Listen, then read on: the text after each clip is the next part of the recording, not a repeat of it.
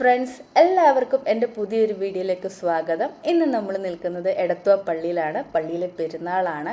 April 27 തുടങ്ങി May 14 ഈ പെരുന്നാൾ അവസാനിക്കുന്നത്. നദിയുടെ തീരത്താണ് ഈ പള്ളി സ്ഥിതി ചെയ്യുന്നത്. ഒരുപാട് പ്രത്യേകതകളുള്ള അതിമനോഹരമായിട്ടുള്ളൊരു പള്ളിയാണിത്. ഒരുപാട് വിശ്വാസികൾക്ക് രോഗശാന്തി നൽകിയ ഒരു പുണ്യ തീർത്ഥാടന കേന്ദ്രമാണ് ഇത്.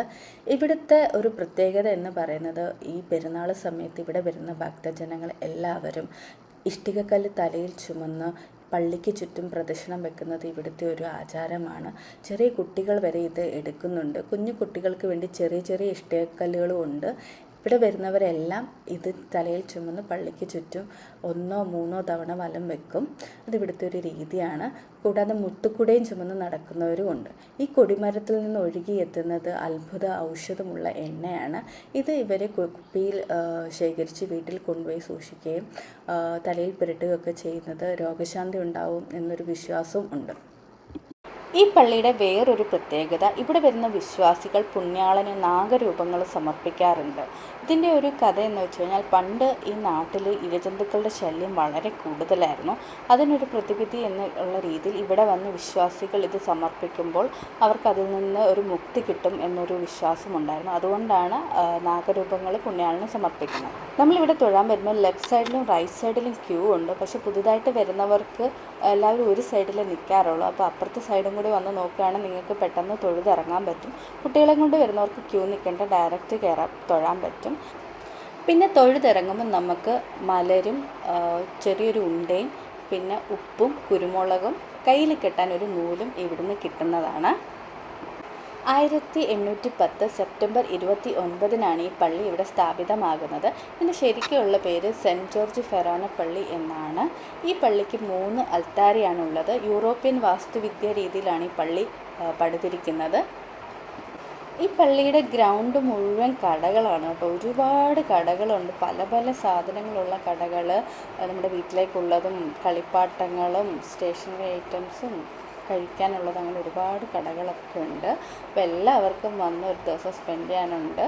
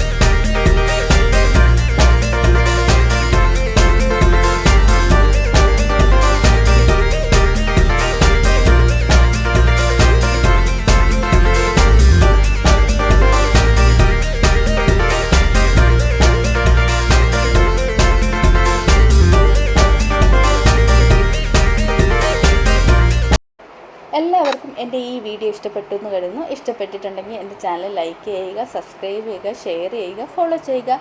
ഇനി ഒരു വീഡിയോ ആയിട്ട് വീണ്ടും കാണാം. Tata, bye bye.